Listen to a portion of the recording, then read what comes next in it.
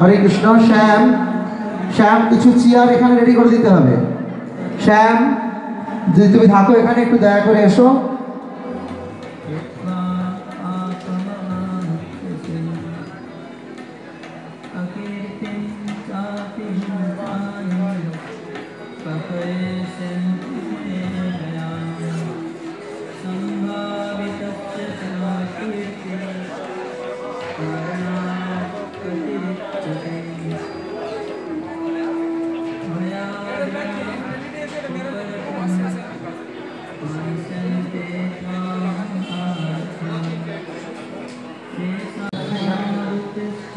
হরে কৃষ্ণ, হরে কৃষ্ণ, হরে কৃষ্ণ, কৃষ্ণ কৃষ্ণ হরে হরে, হরে রাম রাম রাম হরে হরে। মায়াপুরে 17 নম্বর চ্যাপ্টার চলছে। যেই মায়াপুর শেষ হবে দুর্গাপুরে গীতা পাঠ শুরু। হরে কৃষ্ণ। এগিয়ে এসে বসুন, খুব ভালো হয়। কালিন্দী মাতাজি আছেন? কালিন্দী মাতাজি যত পারবেন এগিয়ে যান। কালিন্দী মাতাজি।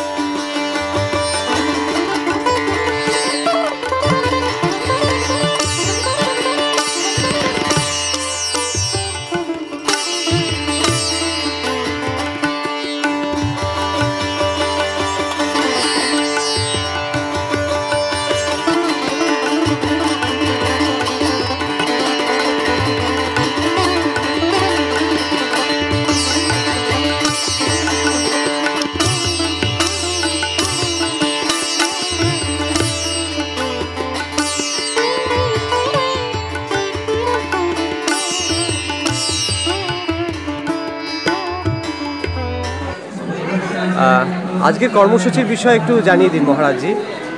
হরে কৃষ্ণ। আজকে গীতা জয়ন্তী। ভগবান শ্রীকৃষ্ণ আজ থেকে 5125 বছর পূর্বে কুরুক্ষেত্রের রণাঙ্গনে অঘ্রাণ মাসের শুক্লপক্ষের একাদশী, মোক্ষদ একাদশীর দিন অর্জুনকে আমাদের উদ্দেশ্য করে গীতার জ্ঞান দান করেছিলেন। তো আজ সেই আবহমান কাল ধরে সেই তিথি পালিত হয়ে আসছে। ইস্কনের সবকটি মন্দিরে আজকে এই গীতা জয়ন্তী পালন করা হয়। দুর্গাপুর ইস্কনের সেদিক দিয়ে পিছিয়ে নেই। আচ্ছা, আজ মন্দির প্রাঙ্গণে প্রায় 2500 থেকে 3000 ভক্ত সমাগমে লাইভ গীতা চলবে এবং অনলাইনেও চলবে। আচ্ছা, গীতা পাঠে 700 শ্লোক পারায়ণ হবে এবং তারপর যজ্ঞ হবে। আচ্ছা, এই যে যজ্ঞ কুণ্ডটা, এখানে তুলা আবরণ যজ্ঞ হবে। সমান পরিমাণ ওজনে, কোনো ব্যক্তি তার সমান পরিমাণ ওজন গীতা দান করতে পারে। যে গীতা আগামী অযোধ্যা মন্দির উদ্বোধনে আমরা বিনামূল্যে তীর্থযাত্রীদের মধ্যে দান করব। আচ্ছা, আর আগামী 10 দিন ধরে এই প্রোগ্রাম চলবে। আচ্ছা, বিভিন্ন এলাকা ভিত্তিক বাঁকুড়া, বীরভূম, পুরুলিয়া, কলকাতা, বিভিন্ন এলাকার ভক্তরা এক এক দিন এসে স্টেজে পারফরমেন্স করবেন। টোটালটাই গীতার ওপর। সাথে রয়েছে ফুড ফেস্টিভ্যাল। আচ্ছা, যেখানে হ্যাঁ, একটু ফুড ফেস্টিভ্যালটাও অল্প দেখিয়ে দিন আমাকে। হ্যাঁ, ফুড ফেস্টিভ্যালটা আমি নিয়ে যাচ্ছি আপনাদেরকে।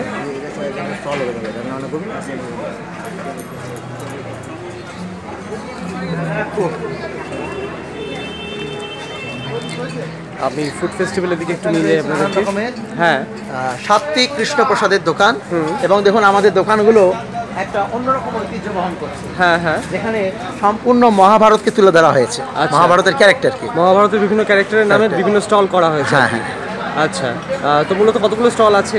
24টি স্টল রয়েছে আচ্ছা, তো সেখানে কি কি মানে আয়োজন থাকছে, কি কি আইটেম? এখানে দেশি বিদেশি বিভিন্ন রকমের, যেমন ধরুন চাইনিজ আইটেম আছে, ইটালিয়ান আইটেম আছে, বাংলাদেশের রকমারি পিঠে রয়েছে, আর নর্থ বেঙ্গল, দক্ষিণবঙ্গ বিভিন্ন জায়গায় নানা রকমের খাদ্য, বিশেষ করে শীতকাল পিঠের ওপরই বেশি জোর দেওয়া হয়েছে।